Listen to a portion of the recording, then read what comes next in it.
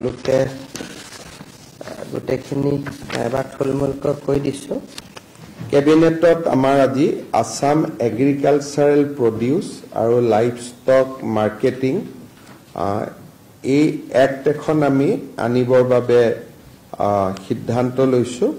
ইয়াৰ ফলত আমাৰ কৃষকসকলে কৃষিজাত সামগ্ৰীসমূহ বজাৰত বিক্ৰী কৰিবলৈ সুবিধা পাব আৰু এই বিষয়ে আমি সামাজিক মাধ্যমত গোটেইখিনি দি দিম, আপোনালোকে চাব পাৰিব। আমাৰ যোৰহাট মেডিকেল কলেজৰ 20 গৰাকী ফিজিঅথেৰাপিষ্ট, স্পীচ থেৰাপিষ্ট এখেতসকলৰ দৰমহাৰ অলপ খেলিমেলি আছিল, আজি সেইটো কেবিনেটে কাৰেক্ট কৰি দিয়ে। হিমাচল প্ৰদেশত যি বানপানী আমি দেখা পাইছোঁ, আজিও প্ৰধানমন্ত্ৰী হিমাচল প্ৰদেশতে আছে আৰু বান সাহায্যৰ তেখেতে তদাৰকী কৰিছে। তাৰ অৱস্থা খুবেই বেয়া হিমাচল প্ৰদেশৰ। আমি হিমাচল প্ৰদেশ চৰকাৰক অসম চৰকাৰৰ হৈ 5 কোটি টকা আগবঢ়াম। আমাৰ মন্ত্ৰী প্ৰশান্ত ফুকন ডাঙৰীয়া ইতিমধ্যে নতুন দিল্লীলৈ ৰাওনা হৈছে। কেবিনেটে 5 কোটি টকা হিমাচল প্ৰদেশ চৰকাৰক আগবঢ়াবৰ বাবে, বান সাহায্যৰ বাবে আগবঢ়াবৰ বাবে সিদ্ধান্ত লৈছে। আজি আমাৰ কেবিনেটে এইবাৰৰ উচ্চতৰ মাধ্যমিক পৰীক্ষাত 80 নম্বৰ বা তাতোকৈ ততোধিক নম্বৰেৰে সৈতে উত্তীৰ্ণ হোৱা ছাত্ৰ ছাত্ৰীসকলক একোখনকৈ scooty Banikanta Kakati merit award হিচাপে দিবৰ বাবে সিদ্ধান্ত লৈছে। 11,250 গৰাকী বেনিফিচিয়াৰী থাকিব। তাৰে 6,860 গৰাকী ছাত্ৰী হ'ব আৰু 4,390 গৰাকী ছাত্ৰ হ'ব আৰু অহা 2 মাহৰ ভিতৰত আমি স্কুটিখিনি বিতৰণ কৰিব পৰা অৱস্থালৈ আহিব পাৰিম।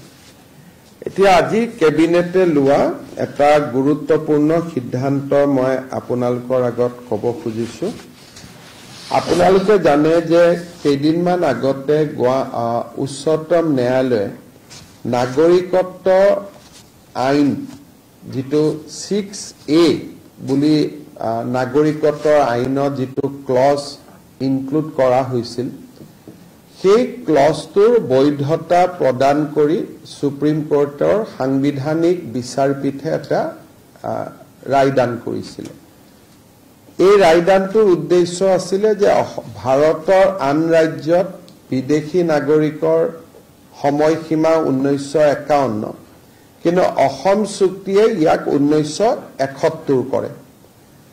অসমৰ কিছু মানুহে ইয়াত আপত্তি কৰি উচ্চতম ন্যায়ালয়ত গোচৰ তৰিছিলে আৰু উচ্চতম ন্যায়ালয়ে অসমৰ বিশেষ পৰিস্থিতিত 1971ৰ সময়সীমাটো বৈধ বুলি ঘোষণা কৰিছিল। আৰু আপোনালোকে জানে যে বিষয়টোত যিহেতু অসম চুক্তিয়ে 1971 বুলি কৈছিল, উচ্চতম ন্যায়ালয়ে ইয়াক 71 বুলি ক'লে, গতিকে সাধাৰণতে অসমত ইয়াৰ বিশেষ প্ৰতিক্ৰিয়া নাছিলে। কিন্তু সেই ৰায়দানটোতে এটা বিশেষ উল্লেখনীয় সুপ্ৰিম কোৰ্টে মন্তব্য কৰিছিল যে নাগৰিকত্ব আইনৰ 6A, তাৰমানে 1971 আৰু immigrant এক্সপালশ্যন act 1950 both will go hand in hand। তাৰমানে এফালে 71 চনৰ আগতে অহা বিদেশীসকল ভাৰতীয় নাগৰিক হ'ব, ডিম ইণ্ডিয়ান চিটিজেন হ'ব, কিন্তু 71ৰ পিছত অহা বিদেশীসকলক আমি ইমিগ্ৰেণ্টছ এক্সপালশ্যন ফ্ৰম আছাম এক্ট 1950 অনুসৰি অসমৰ পৰা বহিষ্কাৰ কৰিব পাৰিম। এইটো সাংবিধানিক আদালতৰ ন্যায় আছিল। ইয়াৰ যিটো মিনিং বা আইনগত যিটো মিনিং আছিলে, তাৰ মূল মিনিং এইটোৱে যে বিদেশী ন্যায়াধিকৰণৰ এতিয়া কোনো আৰু প্ৰয়োজন নাই। ট্ৰিব্যুনেলৰ যিটো ৰোল আছিলে, সেই ট্ৰিবিউনেলৰ ৰোলটো সুপ্ৰিম কোৰ্টে নালিফাই কৰি দিছিলে যে 1971ৰ আগত অহা মানুহখিনিক আমি বৈধতা প্ৰদান কৰিলো কিন্তু 1971ৰ পিছৰ অহা মানুহখিনি আপোনালোকে গভৰ্ণমেণ্টে illegal immigrant expulsion from Assam act 1950 তাত ব্যৱহাৰ কৰিব পাৰিব এতিয়া যদি আপোনালোকে এটা চাব যায় আমাৰ অসমত বৰ্তমানৰ দিনতো ফৰেনাৰ্ছ ট্ৰিবিউনেল সমূহত 82,000 কেছ পেন্ডিং হৈ আছে আৰু ট্ৰিবিউনেলৰ প্ৰক্ৰিয়াটো এটা যথেষ্ট জটিল প্ৰক্ৰিয়া ট্ৰিবিউনেলৰ পিছত হাইকোৰ্ট যাব সুপ্ৰিম কোৰ্ট যাব এটা দীঘলীয়া প্ৰক্ৰিয়া কিন্তু 1950 চনত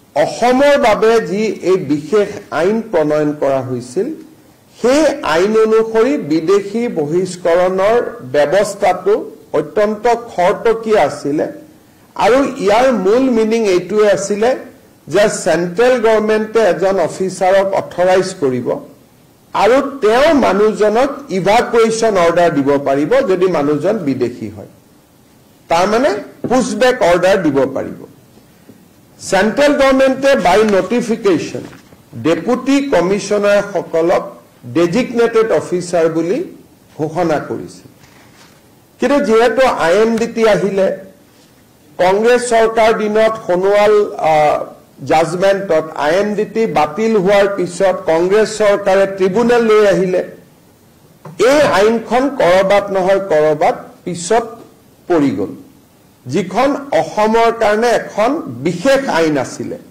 কিন্তু এই আইনখন কৰবাত নহয় কৰবাত পিছত পৰি গ'ল সাংবিধানিক বিচাৰপীঠে এই আইনখনৰ ৰিলেভেন্স বা প্ৰাসংগিকতাক আকৌ এবাৰ আমাৰ সন্মুখলৈকে লৈ আহিলে আজি আমাৰ কেবিনেটে এই আইনখন কেনেকৈ প্ৰয়োগ কৰিব লাগে তাৰ ওপৰত যিটো ষ্টেণ্ডাৰ্ড অপাৰেটিভ প্ৰচিডিউৰ হ'ব লাগে তাক আজি কেবিনেটে ইয়াক এটা প্ৰস্তুত কৰে আৰু এই ষ্টেণ্ডাৰ্ড অপাৰেটিং প্ৰচিডিউৰ মতে যদি ডিচিক কোনোবাই জনাই যে মানুহজন বিদেশী বুলি বা বৰ্ডাৰ পুলিচে জনাই যে মানুহজন বিদেশী বুলি বা অন্যান্য সোৰ্সৰ পৰা যদি আমি গম পাওঁ যে মানুহজন বিদেশী বুলি ডিচিয়ে সেই মানুহজনক 10 দিনৰ সময় দি এখন নোটিছ দিব he will give a notice to the person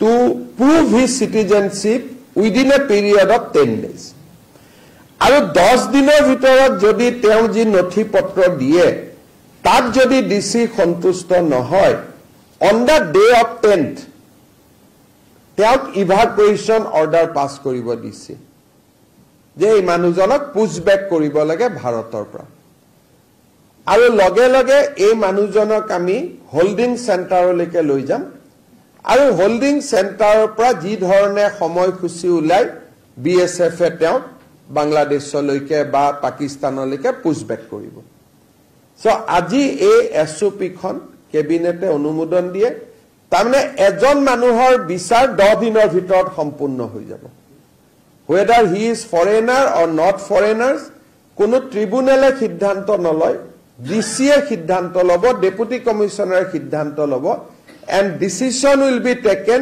within 10 days যদি এই মানুহজন 12 ঘণ্টা হৈছে অসমত সোমোৱা তেতিয়া হলে চকজু কৰিব নালাগে তেওঁ ডাইৰেক্টলি পুছবেক অৰ্ডাৰ দিব পাৰিব ইফ ফ্ৰেছ ধৰক আজি ৰাতি সোমাইছে আমি আজি ৰাতি উইদিন 12 ঘণ্টাত আমি ধৰিছো তেতিয়ালে 10 দিনৰ নোটিছখনো দিব নালাগে তেওঁক লগে লগে আমি পুছবেক কৰিব পাৰিম আজি কেবিনেটে বিদেশী বহিষ্কাৰৰ ক্ষেত্ৰত এটা ঐতিহাসিক সিদ্ধান্ত গ্ৰহণ কৰে সুপ্ৰিম কোৰ্টৰ সাংবিধানিক ন্যায়ালয়ৰ জাজমেণ্টৰ ওপৰত ভিত্তি কৰি আজি কেবিনেটে অসমত প্ৰথমবাৰৰ বাবে ট্ৰিবিউনেলৰ ব্যৱস্থাটোক বাইপাছ কৰি আমি ইমিগ্ৰেণ্টছ এক্সপালছন ফ্ৰম আছাম এক্ট 1950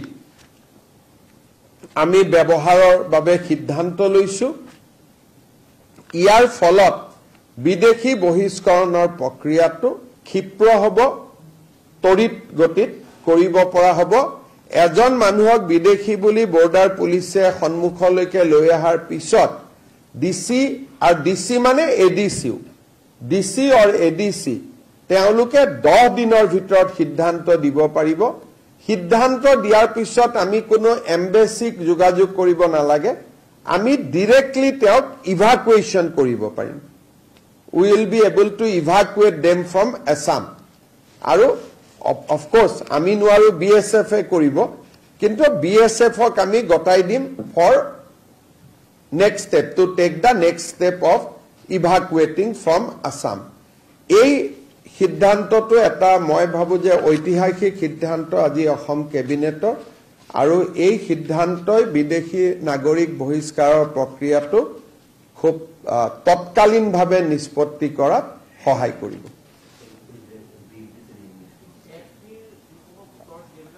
সেইবিলাকটোতো ঘূৰাই আনিব নোৱাৰি, যি 86,000 গোচৰ আছে সেইখিনি থাকিব, কিন্তু FTA যি 1,16,000 বিদেশী বুলি ঘোষণা কৰি থৈছে, তেওঁলোকৰ যদি হাইকোৰ্ট বা কাৰোবাৰ ষ্টে অৰ্ডাৰ নাই, তেওঁলোকক আমি ইভাকুৱেট কৰিব পাৰিম আণ্ডাৰ দিছ অৰ্ডাৰ। যদি ষ্টে অৰ্ডাৰ আছে তেতিয়া আমি নোৱাৰো।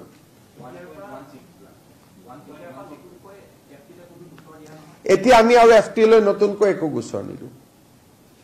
আমি 10 দিনৰ ভিতৰত তেওঁক ডিচিৰ ওচৰত প্ৰমাণ দিবৰ কাৰণে দিম। গতিকে ডিচিয়ে যি সিদ্ধান্ত ল'ব সেইটোৱে আমি মান্যতা হ'ব। য'ত কনফিউজিং কেছ আছে, ডিচি সিদ্ধান্তত আহিব নোৱাৰিব, সিহে FTA লৈকে যাব। এনেকুৱা নহয় যে ডিচিৰ ওচৰত আহিলে ডিচিক 3খন কাগজ দেখুৱালে ডিচি কনফিউজ হৈ গ'ল, যে প্ৰাইমা ফেচি তেওঁৰ বিদেশী হয় নে নহয় ডিচিৰ ডাউট হ'ল, তেতিয়া তেওঁ ট্ৰিব্যুনেলত পঠাব। ট্ৰিব্যুনেল ব্যৱস্থাটো সম্পূৰ্ণ নিৰস নহয়। যদি প্ৰাইমা ফেচি ডিচি সিদ্ধান্তত আহিব নোৱাৰে, তেতিয়াহ'লে ডিচিয়েতো সদায় কেছটো চলাই থাকিব নোৱাৰে, তেওঁৰ আৰু বহুত কাম আছে, তেতিয়া ডিচিয়ে সেই কেছটো ট্ৰিব্যুনেলত দিব। While upholding clause section 6A of Citizenship Amendment Act, Supreme Court, through the constitutional bench, has clearly indicated that the government of Assam is free to use the Immigrant Expulsion from Assam Act 1950 to detect and deport foreigners. Under this act, the Deputy Commissioner is empowered by the central government to evacuate any person who is, in the view of Deputy Commissioner, is considered to be a foreigner. Today, State Cabinet has come out with a standard operative procedure to implement the act in letter and spirit. Under the new SOP, Deputy Commissioner will give 10 days time to the suspected person to prove his citizenship. If Deputy Commissioner, after 10 days hearing the person, come to the conclusion, prima facie come to the strong conclusion that the person is a foreigner, then he will immediately pass a order of evacuation. The foreigners will be immediately evacuated or will be pushed back from Assam. However, if Deputy Commissioner could not come, is not able to come to a proper conclusion, then the matter will be referred to the Foreigners Tribunal for further hearing. Under this act, as mandated by Supreme Court, now it will be much easier for the government of Assam to push back foreigners once he is detected and the Deputy Commissioner comes to the conclusion that he is indeed a foreign national. So this is a landmark decision of Assam Cabinet. Never before we have attempted this act. Now, as Supreme Court has clearly mandated, we are going to implement this act letter and spirit. Assam has a tribunal to judge who is a foreigner or not. Now, will this Because Supreme Court has mandated implementation of the Immigrant Expulsion Act, Expulsion from Assam Act 1950. This act gives power to Deputy Commissioner, not to the tribunal. So any action which will be taken under this act will not be referred to the tribunal. But if DC become confused and he could not come to a conclusive opinion whether this person is foreigners or not, then of course matter will be referred to the tribunal. Also, are you putting any cut-off date from where this SOP is going to be implemented, given the fact that there are pending cases in the tribunal? Pending cases will not come back to the DC, but any person who entered post 1971 can now be produced before the Deputy Commissioner. So cut-off date is 71. So it means a new case which is not with the tribunal. Any case which is a new case, not under the proceeding of the tribunal, will come to the DC now. We are not going to refer any more cases to tribunal from henceforth. It will go to the DC. DC will hear, and if DC develop a doubt that whether he is a foreigner or not, those cases will go to the tribunal. But where DC will develop or will have a conclusive opinion that this guy is from Bangladesh or Pakistan, then he will be pushed back immediately.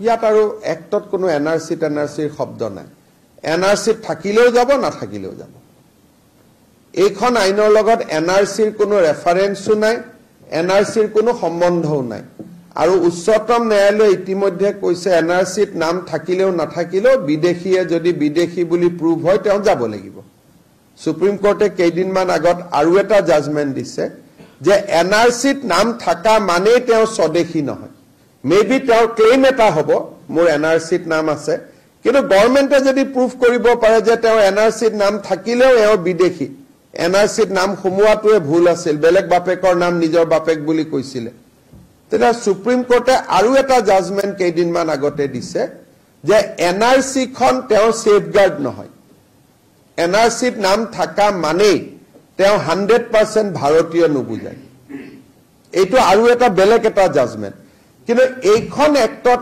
NRC সোৱা নুসোৱা কোনো কথা নাই ডিসিয়ে যি সিদ্ধান্ত লব সেইটোৱে final আপোনালোকে এখন পঢ়ি লব অনলি এক পেজৰ এক্ট হয় মাত্ৰ 6টা ক্লজ আছে তাত ক্লজ এটাই যে ডিসিয়ে যাকে ফৰেনাৰ্স বুলি ভাবে তাকে পুশব্যাক কৰিব পাৰে Do you think that this SOP that you have adopted now is going to take forward Assam's push in terms of the pushback which is already been followed in the state? We have pushed back almost 30,000 foreigners by now. So I think the pushback data has reached to 30,128. In how many years? This is a data, I am not dividing it into years. The total pushback from Assam so far is 30,126. Since 71? No. These are all recent data. So you don't. This is a data. I am not giving any year. For it is a data since we are implementing this. So now this data can be 10 years, 5 years, 2 years, 6 months, 2 months. This is a data. Where from I have not collected that, but in next press conference I can share with you.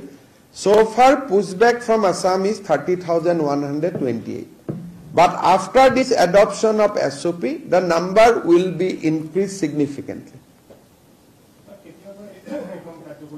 আজি এটা কেবিনেটে approve কৰি দিছে কালি মাইনুটছখন সহি কৰিম পৰখি notification উলাব বা চথা দিনা উলাব another 7 days 3 days 4 days law ডিপাৰ্টমেণ্টত যাব এবাৰ ভেটিং কৰিব যিখিনি সময় লাগে আৰু কেবিনেটে এপ্ৰুভেল কৰাৰ পিছত অৰ্ডাৰ এখন উলাওতে 6 দিন 7 দিন লাগে কিমান দিন SOP খন এতিয়া মই টুইটাৰত দিয়ে দিম তাৰ কন্ডিশন এইখিনিয়ে মই যেটো দিছো যিখিনি একদম simple thing identification of illegal foreigner if the district commissioner receives some information from the police or any other sources that the person is suspected to be an illegal immigrant he will direct the person to produce evidence of his citizenship within 10 days. If the district commissioner finds that the evidence submitted by the suspected illegal immigrant is not enough satisfactory to prove his citizenship of India, he will record his opinion in writing, identifying the person to be an illegal immigrant, which shall consist of a concise statement of facts and finding thereof with reason. Then he will issue expulsion order. এখনটো supreme কোর্টে আইন বনাই দিছে, আমি supreme কোৰ্টৰ মতেহে কৰিছো। আৰু সৰু খুৰা সুপ্ৰিম কোৰ্ট নহয়, সাংবিধানিক বিচাৰপীঠ 6 জন বিচাৰাধিপতি ন্যায়াধীশে একে লগ হৈ দিয়া জাজমেন্টটোহে আমি ইমপ্লিমেন্ট কৰিছো। আমাৰ নিজৰ অৰ্ডাৰটো নহয়, এখন সংসদত হোৱা এখন আইন। সৰ্বানন্দ সোণোৱাল গোচৰতে কৈছিল যে ট্ৰিব্যুনেল নাই, এতিয়া আপোনালোকে এইখন আইন মতে বহিষ্কাৰ কৰিব পাৰে। কিন্তু লগে লগে সেন্ট্ৰাল গভৰ্নমেন্টে ফৰেনাৰ্স ট্ৰিব্যুনেলখন লৈ আহিলে। সেইকাৰণে আমাৰ সেই জাজমেন্টৰ এফেক্টখিনি কংগ্ৰেছে তেতিয়া নালিফাই কৰি দিলে। কোনেও গমো নাপালে তৰুণ গগৈ চৰকাৰৰ দিনত খুব সুন্দৰ কৰি ট্ৰিব্যুনেলৰ ব্যৱস্থাটো আকৌ লৈ অহা হ'ল। ট্ৰিব্যুনেলটো সুপ্ৰিম কোৰ্টে নোহোৱা কৰি দিলে, IMDT নোহোৱা কৰি দিলে, ফৰেনাৰ্স ট্ৰিব্যুনেল বুলি সেন্ট্ৰাল গভৰ্নমেন্টে ৰুলটো এমেন্ড কৰি ট্ৰিব্যুনেলখন লৈ আহিলে। তাৰমানে ট্ৰিব্যুনেলৰ ব্যৱস্থাটো চলি থাকিলে। এইবাৰ সুপ্ৰিম কোৰ্টে ফাইনেলি কলে যে অসম চৰকাৰে ট্ৰিব্যুনেলৰ যাব নালাগে বুলি কোৱা নাই, অসম চৰকাৰে এই আইনখন ব্যৱহাৰ কৰিব পাৰে। জাষ্টিস সূৰ্যকান্তৰ দিয়া এটা judgement on behalf of the majority. গতিকে ইমান দিনৰ এটা প্ৰক্ৰিয়া এটা যে উইদাউট ট্ৰিব্যুনেলত নোযোৱাকৈ এক্সপেল কৰিব পাৰি, সেইটোৱে আজি এটা মান্যতা পালে। আৰু এটা আজি অসম চৰকাৰৰ এটা ঐতিহাসিক সিদ্ধান্ত। আৰু ই হাইকোৰ্ট সুপ্ৰিম কোৰ্টো হ'ব নোৱাৰে, কাৰণ this is a judgement of constitutional bench. আৰু এখন কনষ্টিটিউচনেল বেঞ্চ নোহোৱালৈকে this is the law of the land. গতিকে এই আইনখন বদলাবৰ কাৰণে 6 জনীয়া বিচাৰপীঠ এখন লাগিব। 6 জনীয়া নহয়, 6 জনীয়া জাজমেন্ট দিছে তো 7 জনীয়া লাগিব। গতিকে এক প্ৰকাৰ this is the law of the land as of নাও।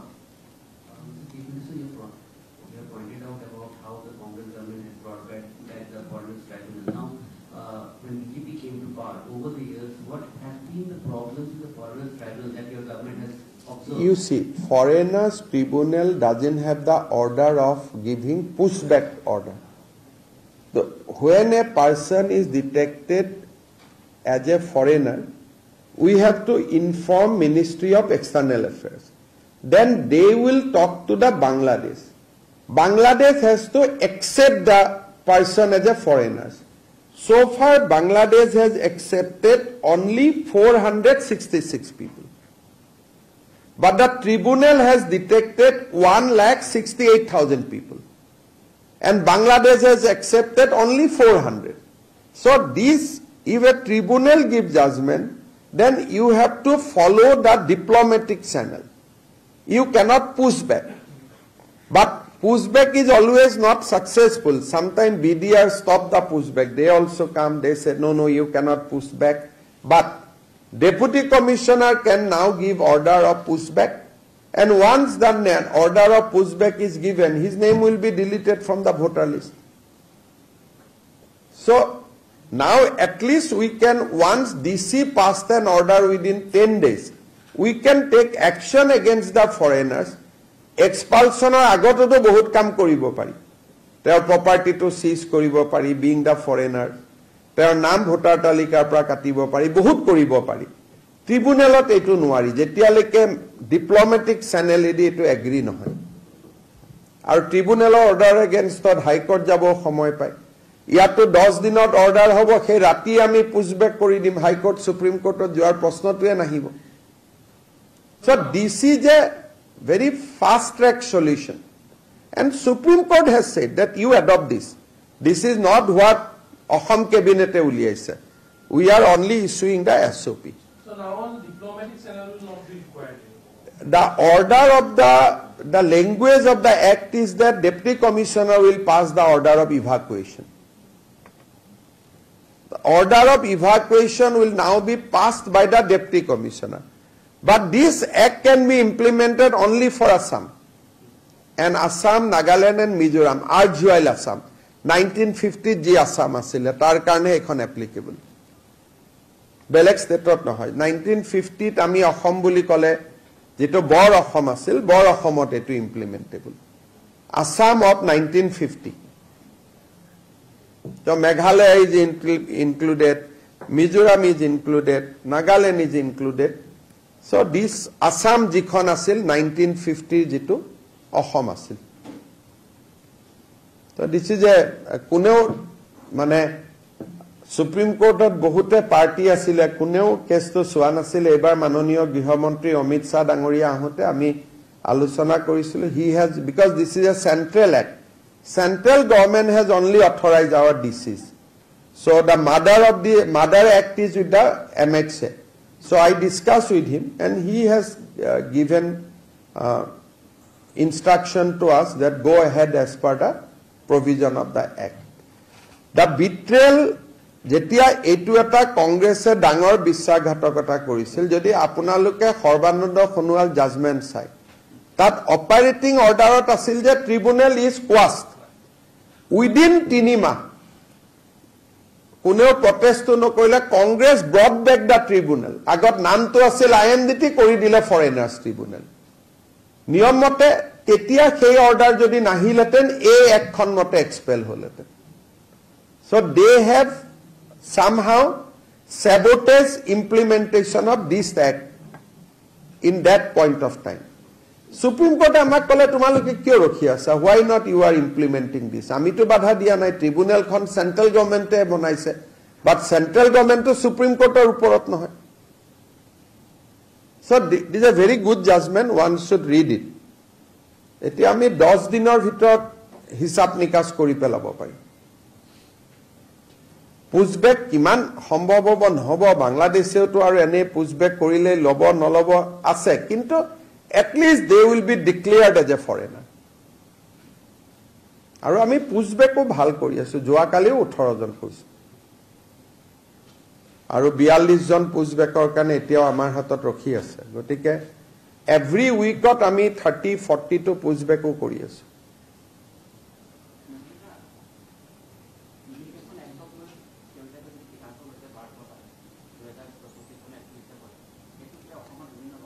হেতু লইতো 12 জনৰ কাৰণে আৰু কি কমেন্ট দিব এপ্লাই কৰিছে 12 জন আপোনালোকে এটা কথা বুজি চাব যে অসমৰ বঙালী হিন্দু মানুহ 1971 ৰ আগত অহা নহলে সুবিধা পাই তেওঁলোকে কি এপ্লাই কৰা নাই সিএ খনটো আজি আইন হয় দেশৰ আইন হয় দেশৰ আইন হোৱা সত্ত্বেও 12 জন বঙালী মানুহে এপ্লাই কৰিছে তার মানে কি যে বঙালী মানুখেনি মনত কনফিডেন্স আছে যে আমি ভাৰতীয় আমি কি এপ্লাই কৰিম গতিকে বিতৰ্কটোৱে প্ৰাসংগিক নহয় যদি তেওঁলোকে ভয় খালেহেঁতেন তেওঁলোকেতো সিএত আবেদন কৰিলেহেঁতেন সিএত আবেদনে 12 জন হৈছে আন্দোলন কৰা মানুহ 500 জন বিদেশী বুলি এপ্লাই কৰা মানুহ 12 জন এটা গুটেটো ম্যাথমেটিক্সটোৱে নিমিলে নহয় গতিকে ভাৰতৰ আন জাগাত এই আইনখন সিএৰ প্ৰাসংগিকতা আছে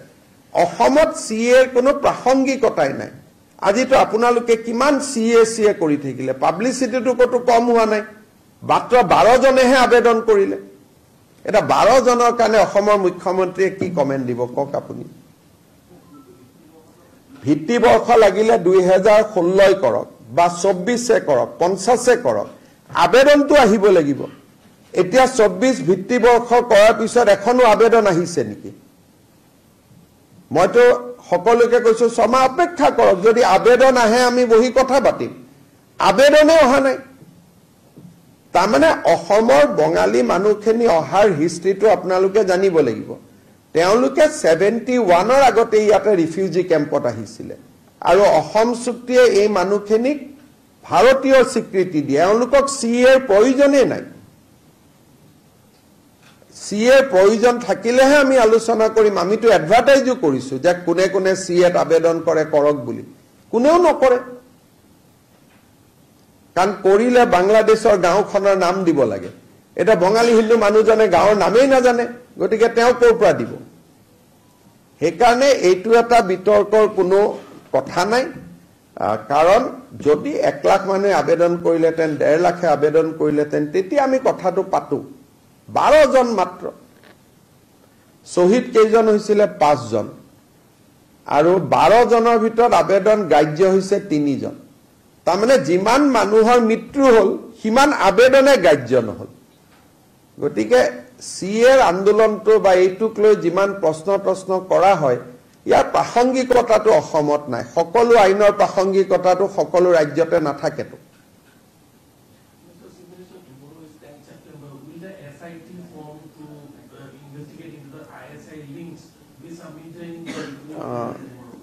My PPS will be able to tell you whether they have sought time from me or not, but they have not sought any extension. The SIT has not sought any extension.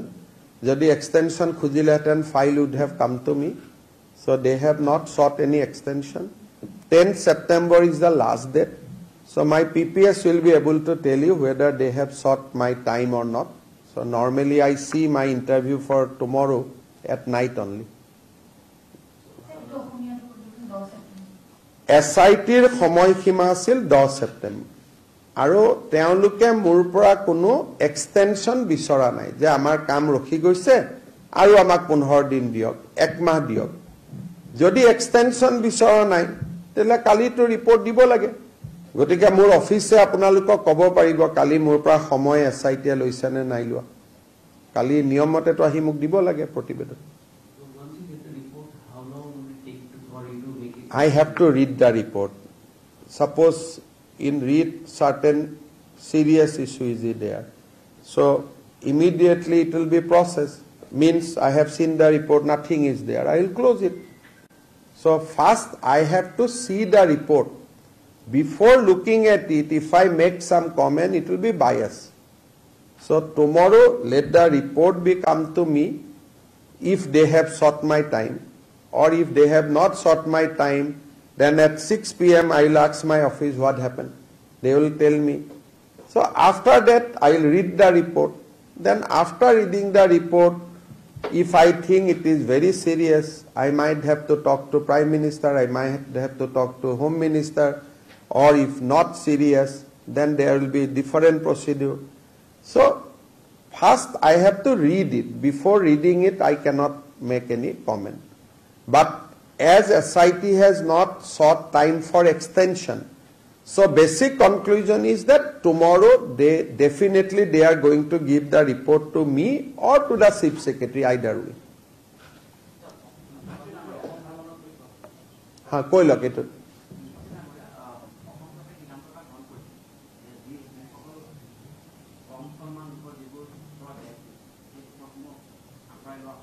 What koisu moi? আমিতো কৈ আছো নহয় যে বিদেশী বুলিলে আমি জাগ বুজো তাৰ ওপৰত আমি কেছ কৰি আছো গতিকে বাকিখিনি আপোনালোকৰ কথা খালি মই আপোনালোকক বাৰে বাৰে এটাই কৈ আছো যে যদি বঙালী হিন্দু মানুহখিনি বিদেশী হলেতেন তেওঁলোকে সিএত আবেদন কৰিলেহেঁতেন সিএত যেহেতু আবেদন কৰা নাই তেওঁলোকে গতিকে মই ভাবো যে সন্দেহৰ চকুৰে তেওঁলোকক চোৱাৰ কোনো প্ৰয়োজনে নাথাকে যদি কিবা থাকিলেতেন তো তেওঁলোকে দৌৰি নাহিলেতেন জানো এখন পুৰা আইন আছে ইচ্ছা কৰিলে ভাৰতীয় হ'ব পাৰে তেওঁলোক কিয় আহা নাই আজি কিমান বছৰ হৈ গল সিএ আহা 2 বছৰ হৈ গল নি 2 বছৰ হৈ গল 2 বছৰত এজনো মানুহ নাহিলে ৰাতিৰ ভিতৰতেতো আহা কথা আছিল মইতো প্ৰশান্ত ৰাজগুৰু ইন্টাৰভিউ দেখিছিলো তেওঁ চোৱা গুটে চাহ বাগিচা বিলাক ক্যাপচাৰ কৰি লব ইটো লব ৰাতিৰ ভিতৰতে এজনে 20 লাখ হলে কেনে ডিব্ৰুগড় ইউনিভাৰ্চিটিৰ পৰা যে ছোৱালী কেজনী মানে ফোন কৰি কান্দিছিল এটোত প্ৰায় 1 কোটি আছিল 1 কোটি আছিল গতিকে এতিয়া 12 জন হোৱা নাই বঢ়াই দিলে 1 কোটি 90 লাখ গতিকে যিটো কথা সময় নষ্ট কৰাৰ প্ৰয়োজন নাই আৰু মই বাৰে বাৰে কৈছো যে বঙালী হিন্দু মানুহখিনিৰ ওপৰত সন্দেহৰ আঙুলিটো তোৱাৰ কোনো প্ৰশ্নই নাথাকে কাৰণ তেওঁলোককতো ইন্দিৰা গান্ধীয়ে নিজে লৈ আহিছিল যে আপোনালোক ভাৰতত থাকক বুলি আৰু যেতিয়া আমি বাংলাদেশ স্বাধীন কৰিলো ইন্দিৰা গান্ধীয়েতো কতো লিখা নাছিল যে এইখিনি মানুহক আমি ঘূৰাই পঠাম বুলি এই মানুহখিনি ময়ো প্ৰথমতে ভাবিছিলো দুই এজন পিছত আহো আছে নেকি ইমান বিজেপিয়ে ফৰ্মো ছপাই দিছিলে যে কোনবা যদি আছে অন্তত চেষ্টা কৰক আহক বুলি অসমত নহয় পশ্চিম বংগত কোনেও আবেদন নাই কৰা সিয়ে তাৰ মানে কি যে মানুহখিনি কনভিন্স মই এটা সৰু আপোনালোকক উদাহৰণ দিম দুলাল নাথ বুলি এজন বেংগলী হিন্দু মানুহ আছে তেওঁ কোৰ্টে কলে যে তেওঁ বাংলাদেশী ট্ৰিব্যুনেলে আমি তেওঁ কলো তই জেলত থাকাকৈ সিএত এখন আবেদন কৰি দে তই নাগৰিকত্ব পাই যাবি তেওঁ কলে মই আহিছো ৭১ত মই কিয় সহি কৰিম আজিও বিদেশী চাপটোলে তেওঁ ঘূৰি আছে কিন্তু তেওঁ সহি নামাৰে যে মই যেটা আহিছো ৭১ত মই কিয় মই ক'ৰ পৰা জানি বাংলাদেশৰ কোন গাঁও আছে মোৰ দেউতা মৰি গল মইতো বাংলাদেশৰ গাঁৱৰ নামেই নাজানো এটা মই ফৰ্মখনত কেনেকে লিখিম বাংলাদেশৰ গাঁৱৰ নামটো এই ফৰ্মখনো সিএৰ কমপ্লিকেটেড হয় তাত বাংলাদেশৰ গাঁৱৰ নামটো লিখিব লাগিব সেইকাৰণে মই ভাবো যে বেংগলী হিন্দু মানুহখিনি 2 বছৰ হল সিএত এখনো আবেদন কৰা নাই তাৰ মানে বুজা যায় যে তেওঁলোকৰ বিশ্বাস আছে যে তেওঁলোক ভাৰতীয় বুলি সেইকাৰণে আমি এটুলৈ অযথা বিতৰ্ক কৰি লাভ নাই কিন্তু যদি 1 লাখ 1.5 লাখে আবেদন কৰে আমি নিশ্চয় কথা পাতিম Many people from Assam regularly goes to Nepal for treatment. Given that the situation in Nepal is very alarming since yesterday, are you going to set up you do not ask me certain developing question because these are questions to be answered by the MEA.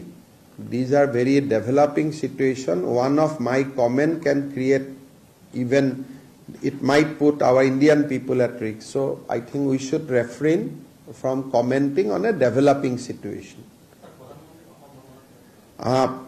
Pradhan Mantri Dangoriyar আপোনালোকে জানে যে তেখেতে 13 তাৰিখ 4:20 বজাত বিমানবন্দৰত আহি উপস্থিত হ'ব 5:15 তেখেতে ভূপেন হাজৰিকা ডাঙৰীয়াৰ ভাৰতৰত্ন ভূপেন হাজৰিকাৰ জন্ম শতবাৰ্ষিকী অনুষ্ঠানত যোগদান কৰিব এই অনুষ্ঠান 1 ঘণ্টা 15 মিনিটৰ হ'ব আৰু এই অনুষ্ঠানৰ হাইলাইটস হৈছে প্ৰায় 1200তকৈও অধিক শিল্পীয়ে 18 মিনিট ভূপেন হাজৰিকা ডাঙৰীয়াৰ বিভিন্ন 14টা গান তেওঁলোকে একেলগে গাব অলপ প্যাৰাগ্ৰাফ আৰু অনুষ্ঠানটো খুব আকৰ্ষণীয় হ'ব সেই অনুষ্ঠানতে ভূপেন হাজৰিকাৰ এখন বায়োগ্ৰাফি আমি উদ্বোধন কৰিম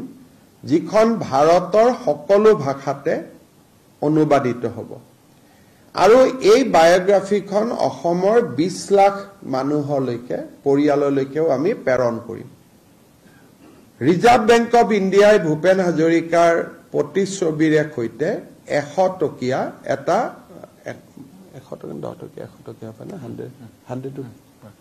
100 rupeesৰ এটা কইন উলিয়াইছে মই অলপমান কাৰেক্টেড ষ্টেণ্ড কাৰেক্টেড 10 টকীয়া হ'ব পাৰে 100 টকীয়া হ'ব পাৰে মই যাতে ভুল ন দিবেদি থোৰা চেক करके बताন ভূপেন হাজৰিকা ডাঙৰীয়াৰ প্ৰতিচ্ছবিৰে সৈতে তেওঁলোকে প্ৰকাশ কৰিছে ইতিমধ্যে মিনিষ্ট্ৰি অফ ফাইনেন্সে তাক নটিফাই কৰিছে এই মুদ্ৰাটো প্ৰধানমন্ত্ৰী ডাঙৰীয়াই উদ্বোধন কৰিব 1 ঘণ্টা 15 মিনিটৰ অনুষ্ঠান সামৰি 1 নম্বৰ গেষ্ট হাউছত প্ৰধানমন্ত্ৰীয়ে নিশা কটাব 14 তাৰিখে 11 বজাত তেখেত মঙ্গলদৈত উপস্থিত হ'ব মঙ্গলদৈত তেখেতে Darrang medical college nursing college আৰু জিএনএম স্কুলৰ আধাৰশিলা স্থাপন কৰিব 567 crores তাতে তেওঁ নাৰেংগী আৰু কুৰুৱাৰ মাজত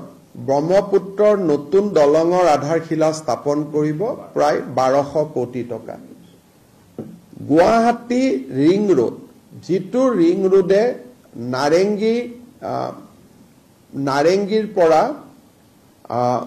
জোৰাবাদ হৈ বাইহাটা চাৰিআলিৰ পৰা কুৰুৱা হৈ গোটেই গুৱাহাটীখনক এটা আৱৰ্তৰ ভিতৰলৈ লৈ আহিব, ৰিং ৰোড এটা নিৰ্মাণ কৰিব, 4,500 কোটি টকাৰ প্ৰজেক্ট, এই প্ৰজেক্টটোৰো শিলান্যাস কৰিব।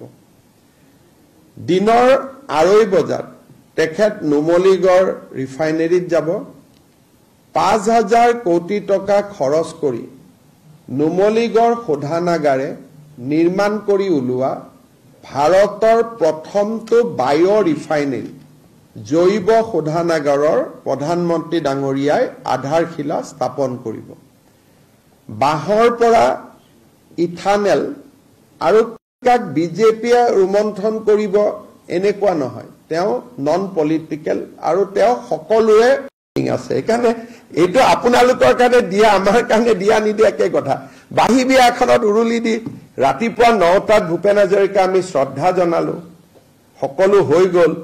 12:30 যেতিয়া বিজেপিৰ ছচিয়েল মিডিয়াত কালি এই প্ৰশ্নটো কৰা হ'ল, তেতিয়া দৌৰাদৌৰিকৈ কোনোবাই টুইটটো অনুৱালে। সেইটোতো আৰু যদি মৰম থাকেতো ৰাতিপুৱাই কৰিব নহয়, গতিকে এইটোতো পোষ্ট ডেটেড চেক যে আহে তেনেকুৱা এটা কথা। সেইকাৰণে এইটো আপোনালোকে টুইট বুলি কৈছে কাৰণ আপোনালোকে ৰাহুল গান্ধীক ভাল পায় কাৰণে উলিয়াইছে। যোনে যাৰ থাকিব এইটো ৰাতিপুৱা 8 বজাতে 8:30 বজাতে দিব। আৰু নৰেন্দ্ৰ মোদী ডাঙৰীয়াই প্ৰবন্ধ লিখিছে, প্ৰস্তুতি তেওঁতো 12:30 বজাত যেতিয়া আমাৰ বিজেপি বিলাকে ছচিয়েল মিডিয়াত প্ৰশ্নটো তুলিলে, তেতিয়া কৰবাৰ পৰা অসমৰ পৰা ফোন টোন গৈ যেনে তেনে এইটো মেনেজ কৰি আনিলে, সেইটোহে কথা।